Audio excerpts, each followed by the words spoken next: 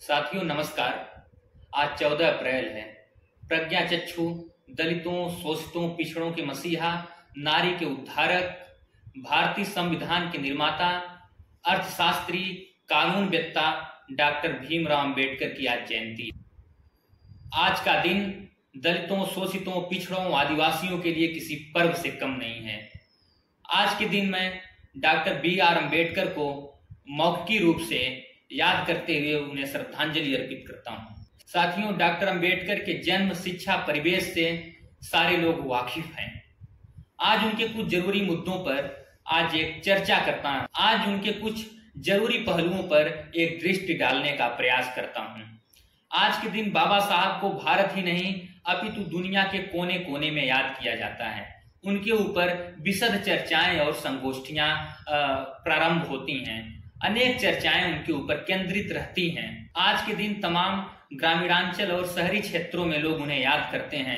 कुछ लोग तो उन्हें भगवान की तरफ पूजते भी हैं और उन पर चर्चा स्थापित करते हुए उनको नमन करते हैं।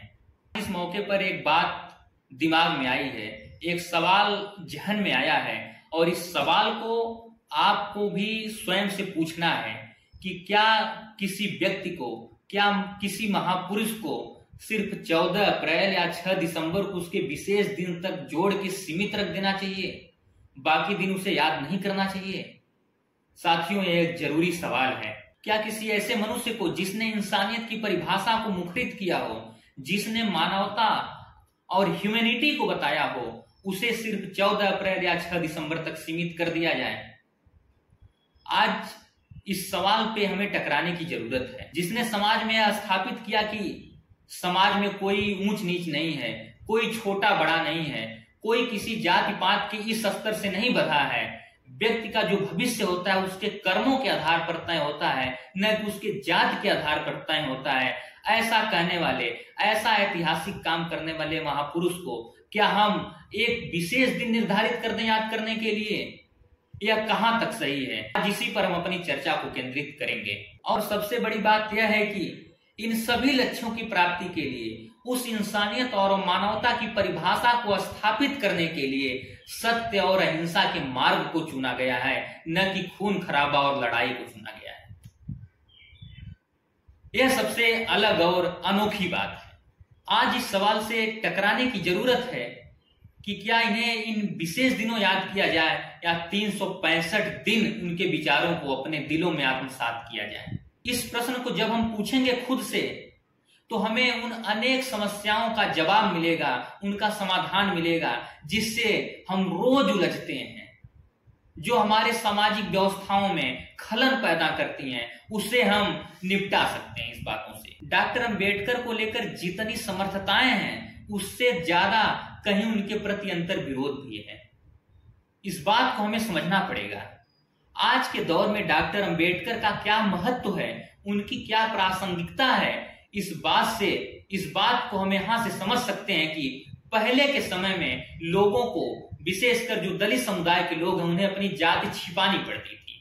वे कहीं किसी शहर जाते थे या समाज में किसी अनपरिचित जगह जाते थे जहां उनको जानने वाले लोग कम हों, वहां उन्हें अपनी जाति छिपानी पड़ती थी। लेकिन आज के समय में लोग सांसद बनने के लिए, नौकरियां पाने के लिए यस्सी में तब्दील हो जा रहे हैं, दलित बन जा रहे हैं। यह एक बड़ी बात है। यहां डॉक्टर अंबेडकर की प्रासंगिकता दिखाई पड़ती है। इन 70 सालों में अगर मुझे किसी महापुरुष ने बहुत ज्यादा प्रभावित किया है, अगर किसी का विचार, किसी की व्यवस्थाएं, किसी के नियम और निगमन बहुत अत्यधिक प्रभावित किए और निजी जीवन में देखने को मिले हैं, तो वैसे महापुरुष डॉक्टर बी.आर. अंबेडकर जी। इन 70 सालों में एक चीज और देखने को मिली कि जो लोग अपने गौरवशाली जाति का गुणगान करते थे, उस पर, अपनी जाति पर गर्व फक्र करते थे, गर्व महसूस करते थे, वे लोग आज डॉक्टर अंबेडकर की मूर्ति के ऊपर पुष्प वर्षा करते हैं, फूल अर्पित करते हैं।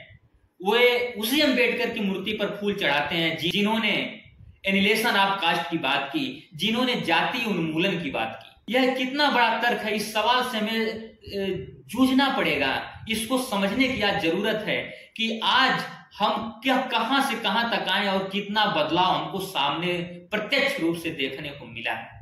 लेकिन आज हमें इस बात पर विचार करना चाहिए कि डॉक्टर अंबेडकर के कदमों में सर झुकाने वाले, उनकी मूर्तियों पर फूल चढ़ाने वाले, उनके मूर्तियों पर फूल चढ़ाते हैं या उनके अनुयायियों के विचारों को प्रभावित करते हैं, वे डॉक्टर अंबेडकर के विचार को कहां तक आत्मसात करते हैं, इस बात को आज हमें समझने की जरूरत है मित्रों। और इसका मूल्यांकन कोई 1 घंटे या 1 दिन में नहीं हो सकता है। इसके लिए जरूरी है हम 365 दिन लगातार बाबा साहब को पढ़ें, उनके विचारों को आत्मसात करें और कोशिश करें कि उनके बताए गए रास्तों पर चलें। दूसरी बड़ी बात यह है कि यह आजादी हमें गिफ्ट में नहीं मिली है।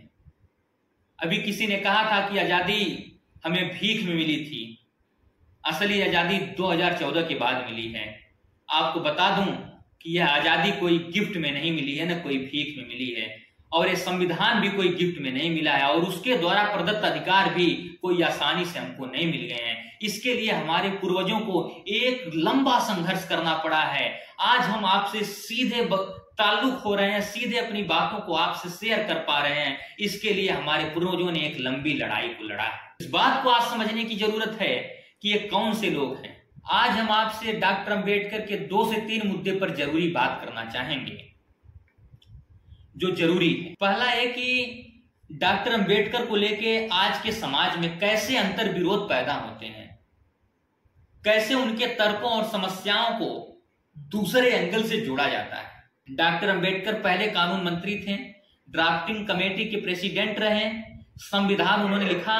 संविधान की प्रस्तावना में उन्होंने लिखा कि हम भारत के लोग, उन्होंने यह नहीं लिखा कि हम बिहार के लोग, हम उत्तर प्रदेश के लोग, हम झारखंड के लोग, हम मुंबई, नासिक, पटना, गोवा के लोग। यहां उनकी मेधा और दूरदर्शिता स्पष्ट रूप से परिलक्षित होती है कि उन्होंने एक राष्ट्र की बात तब की थी, हम भारत के लोग, जबकि उस समय जो जहां रहता था उसे अपना वतन, उसे अपना राज्य या राष्ट्र का दर्जा देता था।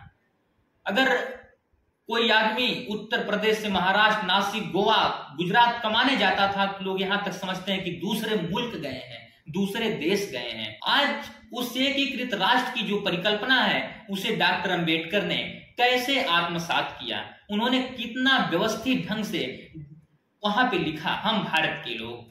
और अनेक प्रांतों के लोग, कोई गोरा हो, काला हो, ऊंचा, छोटा, नीच, बड़ा, दुबला, पतला, कैसा भी हो, वो गर्व के साथ कहता है कि हम भारत के लोग, क्योंकि संविधान उसे बराबरी का अधिकार देता है।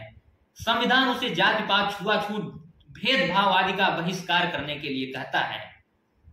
आज जो गर्व से कहता है हम भारत के लोग, हो चाहे अमीर हो चाहे गरीब हो, हर आदमी कहता है कि हम भारत के लोग। जो एकीकृत की संकल्पना है, यह जो प्रस्तावना में लिखा गया संकल्पना है डॉक्टर अंबेडकर की, वह बहुत अद्भुत, जरूरी और सांस्कृतिक दृष्टि से कितनी महत्वपूर्ण है, आज इसे प्रत्येक भारतवासी को समझना जरूरी है।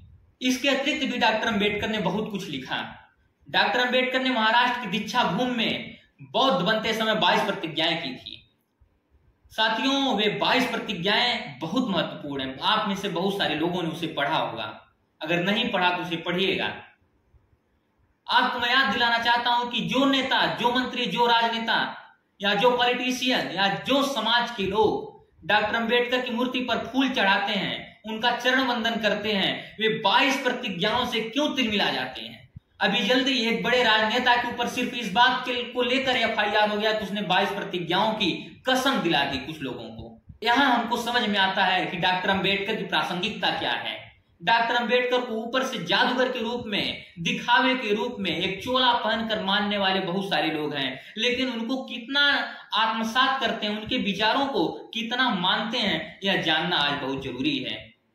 आज उन 22 प्रतिज्ञाओं की अगर हम बात कर लें तो वही लोग उसका विरोध पहले करते हैं जो उन्हें मानते हैं। आज किसी चट्टी चौराहे पर अगर आज 22 प्रतिज्ञाएं आप गिना दीजिए, चाहे उसको कह दीजिए, तो हो सकता है अगले कल आपको जेल हो सकती है। उन्होंने जो समता का अधिकार, जो लोकतंत्र की उन्होंने साज सज्जा को बना के रखने का अधिकार प्रेषित किया, आज वो हमसे छीना जा रहा है।